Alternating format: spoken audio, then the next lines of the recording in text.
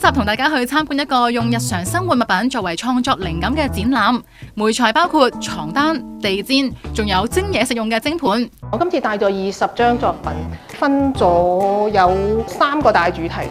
我為咗今次展覽呢，就揀咗一啲畫呢係符合一個總嘅主題嘅，叫做家的紋樣，即係家嘅紋路啊咁。特別喺日常生活當中用嚟蒸嘢食嘅蒸盤上面進行創作，用蒸盤嚟到凸顯植物嘅頑強生命力。地氈同埋鋪滿咗抽象摺痕嘅亞麻布，就延續咗藝術家對青年性嘅探索。佢將時間嘅痕跡化為未乾嘅顏料，喺體材同埋手法上面尋找年輕嘅可能。你睇我，因為好長時間都係一個師奶啦。其實首先係一個師奶，再係一個藝術家，所以咧你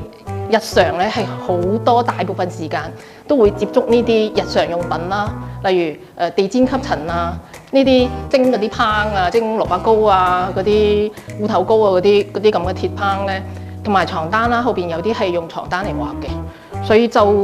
諗住試下除咗油畫布以外嘅其他材料攞嚟創作咯。藝術家嘅創作主題記錄咗人同人之間嘅問候，透過繪畫嘅媒介嚟到展現日常當中有溫度嘅記憶。